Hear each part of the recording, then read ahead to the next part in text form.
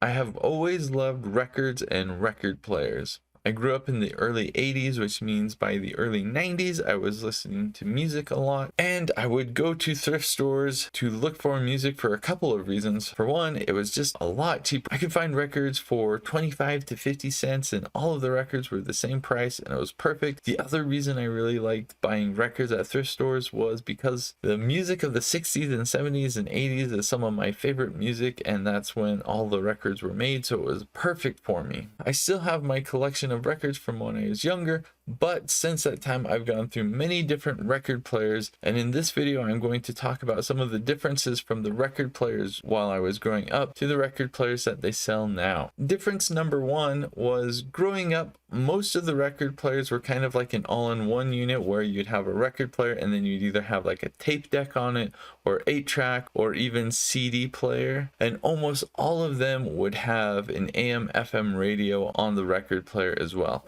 Now that wasn't always the case, but for me growing up going to thrift stores, that's what I remember seeing, was all of these all-in-one units. Today, almost every record player you're going to get is going to be a record player, and that's about it. With the latest record player that I have, it also can play Bluetooth. It kind of is a multi-purpose unit in that it can play records and Bluetooth, but it's still mostly just a record player. Something that's kind of the same with record players then and now is that they all play 33s and 45s, though I will say if you look at record players from 30-40 years ago, they all had a place where you could put that little 45 insert onto the record player for safekeeping. None of the record players I've seen in the past 10 years have that. While some do come with that insert, there's really no good place to put it. You just kind of have to find a good spot for it. Another big difference from record players growing up, every single record player I had an automatic tone arm where you would press like a button or move a lever or something,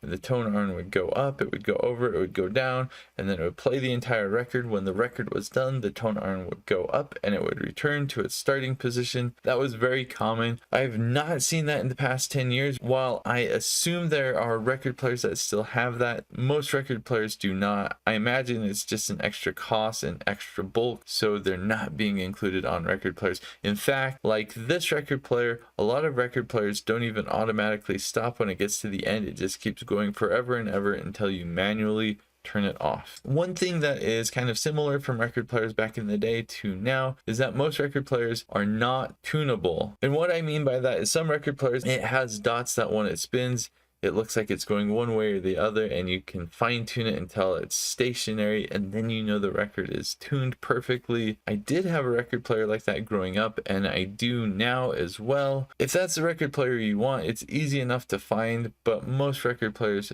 still don't have that, nor did they back in the day. It's kind of one of the more premium features if you want to get it.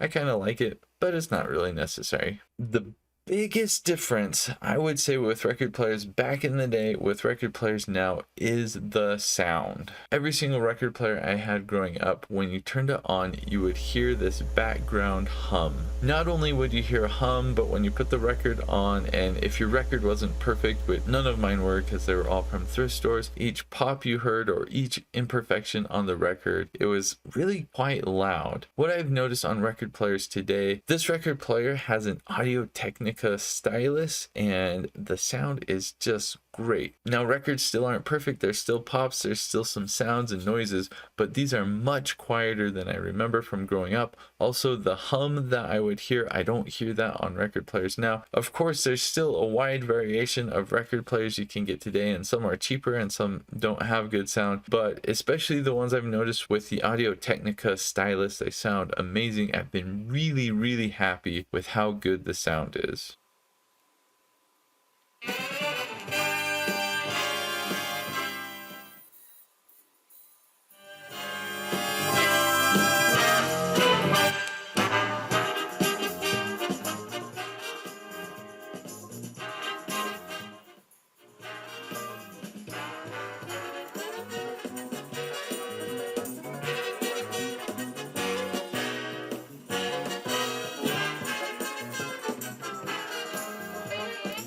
overall, if you look at this record player in particular, this record player is an Angel Horn record player. Angel Horn actually sent this to me for free to do this video, so thank you, Angel Horn. The sound on this record player is just phenomenal. I really like it. The ability to play Bluetooth as well, I think, is really nice. You don't have any Bluetooth control on the record player other than volume, so you do control everything from your phone, but it's nice to have that ability to kind of mix the old and the new. I have some kids growing up. I like that they know what a record player is and that we can listen to music together, but at the same time, most of the music I listen to is no longer from records. I have my own music. I like to broadcast it from my phone, so it's nice that I can do both with this. I do miss some features of the older record players, like the tone arm being automatic, but I understand why they don't put that in record players now. It's not really a big deal since you have to do things manually anyway with a record player, but there's always something so satisfying about just pressing a button and watching it do its own thing. If you had a record player growing up, what are some of the things that you miss about it, or what are some of the differences you've noticed from record players back in the day to record players now? I'd love to hear your thoughts. Write a comment down below. Thanks for watching.